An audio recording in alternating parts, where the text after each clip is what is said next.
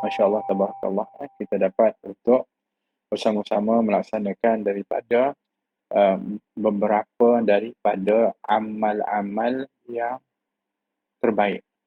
Baik itu daripada khatam Al-Quran, doa, munajat kepada Allah. Bahkan yang kita harapkan adalah agar kebaikan itu juga dilimpahkan kepada kedua orang tua dan mereka orang-orang yang mendahului kita. Masya Allah, tabarakallah. Mudah-mudahan segala amalan kita dikabulkan oleh Allah dan niat-niat kita itu disampaikan oleh Allah Subhanahu Wa Taala. Tuan-tuan dan puan rahmati oleh Allah. Di saat kita berada di saat ini, iaitu dengan maksud di zaman yang sudah semakin mencabar. Majlis-majlis seumpama ini adalah sepatutnya adalah menjadi suatu buruan, iaitu yang dicari, yang dikejar.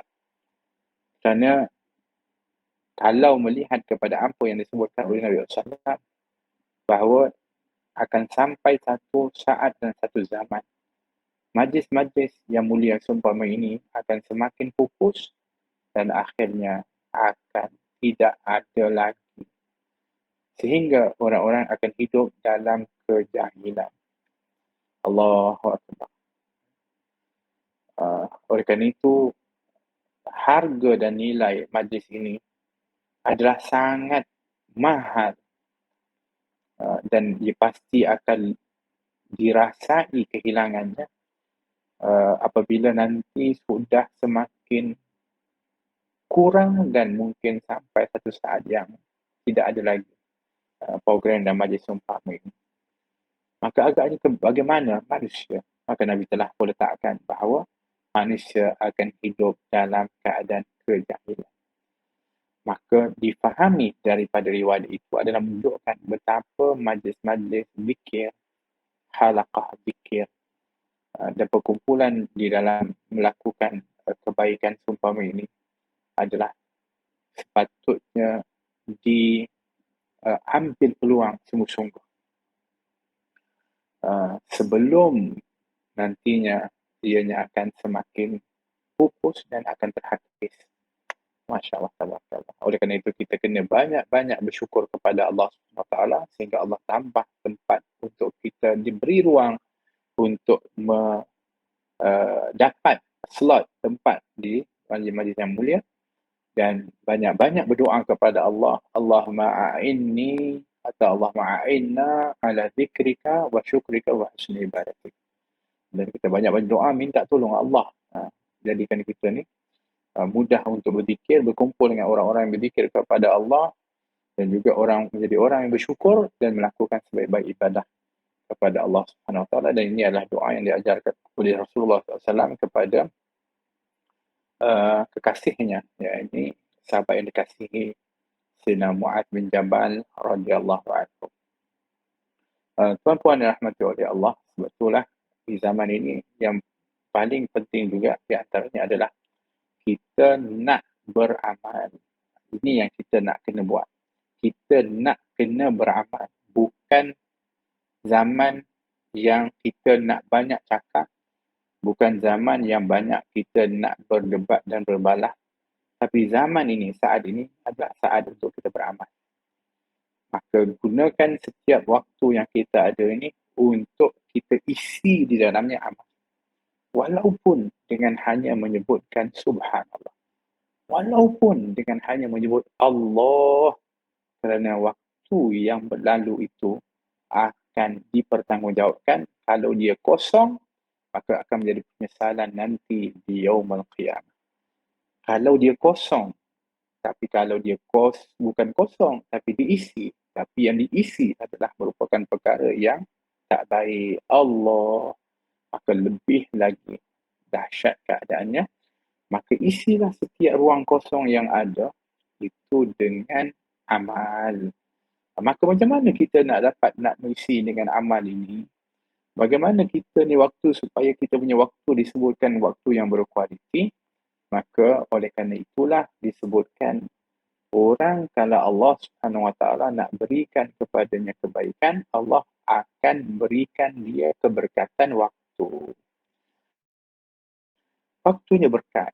Apa maksudnya waktunya berkat? Waktu waktunya itu ada saja diisi dengan kebaikan. Bukan hanya mesti dengan ibadah khusus, solat, bukan mesti dengan baca Quran, bukan mesti dengan zikir, tapi apa saja yang dia buat setiap saat, baik dia sedang berjalan ataupun berjalannya itu kepada arah kebaikan. Sehingga saat berjalannya itu mempunyai nilai. Seperti contoh, Nabi SAW mengatakan, tidaklah seseorang itu keluar daripada rumahnya menuju ke masjid untuk melaksanakan solat berjamaah, kecuali setiap khutwah langkahnya itu akan diberikan pahala, digugurkan dosa, diampuni dosanya dan juga diangkat darjat. Maknanya masa itu rasa dia, subhanallah, itu mempunyai nilai. Langkah kakinya sepanjang dia berjalan sampai ke masjid ada nilai amal. Yang ini yang kita ingin untuk supaya ada setiap waktu kita itu nilai pahala. Ada setiap waktu kita nilai keampunan Allah Subhanahu Wa Taala. Ada dalam waktu-waktu kita ini nilai darjat di sisi Allah Subhanahu Wa Taala. Masya Allah. Ini yang kita kena plan. Waktu kita kena plan betul-betul. Kita kena rancang betul-betul. Sehingga apabila kita duduk, ada nilai. Apabila kita berdiri, ada nilai. Apabila kita berjalan, ada nilai. Hatta ketika mana kita melakukan perkara-perkara yang nampaknya adalah seperti adat kebiasaan pun ada nilai. Semua itu yang ditentukan adalah akan inti dan isi daripada perbuatan kita itu yang diasaskan dengan niat dan arah daripada amal atau perbuatan tersebut ke arah yang diridai oleh Allah Subhanahu wa taala. Dan semua ini tidak akan dapat untuk diatur seumpama itu kecuali dengan ilmu. Oleh kerana Allah mengatakan hal yastawi alladhina ya'lamuna wal ladzina la ya'lamun. Sama ke orang yang tahu dengan orang yang tak tahu? La yastawun, pasti tak akan sama.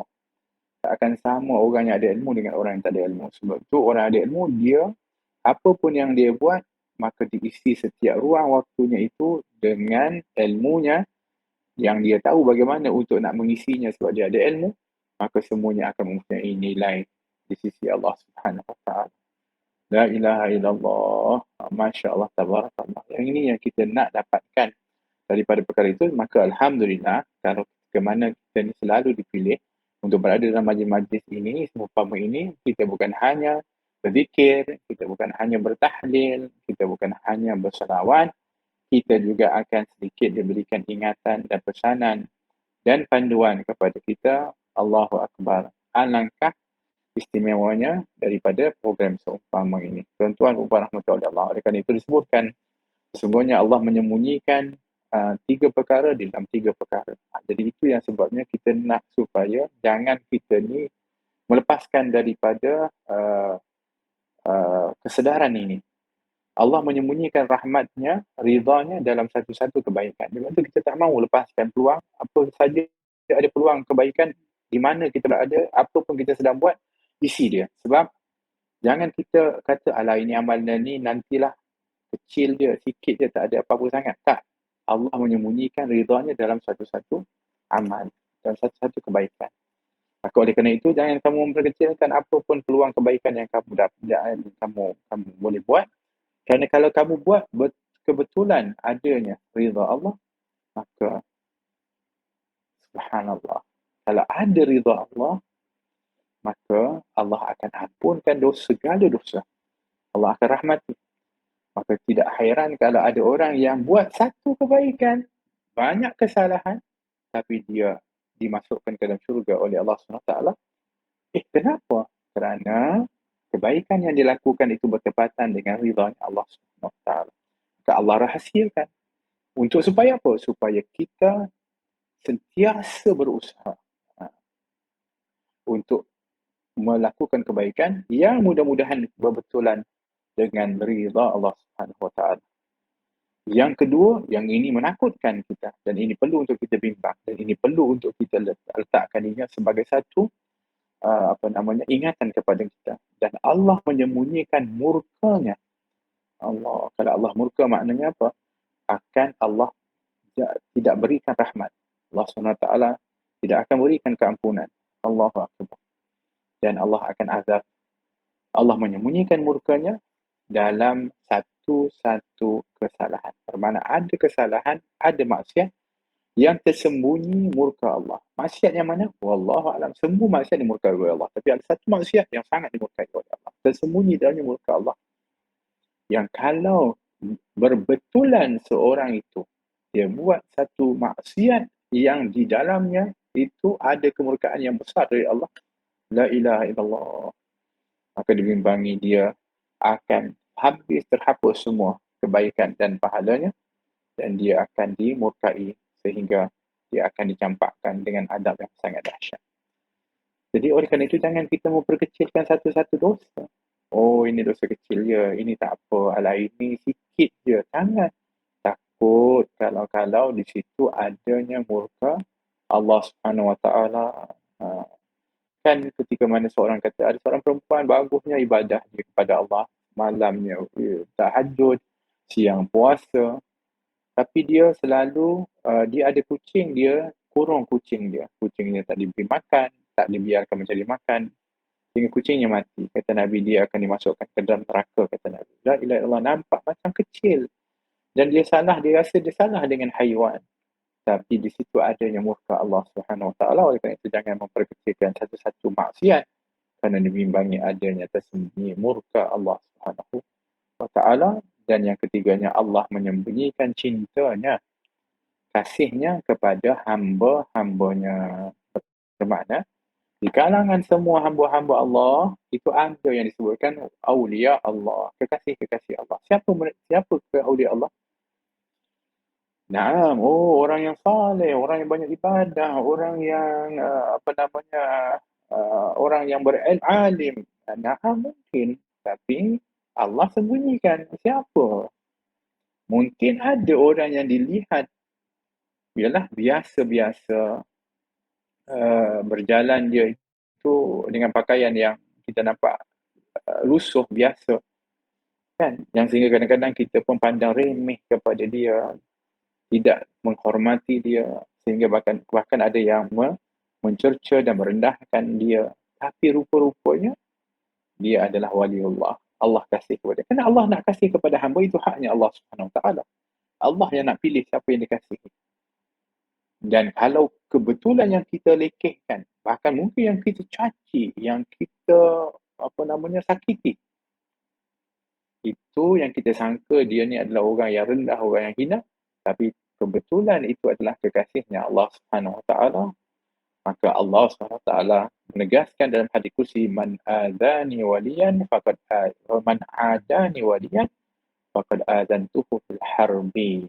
Siapa yang memusuhi kepada waliku, aku isytihar perang, aku akan perang dia. La ilaha illallah.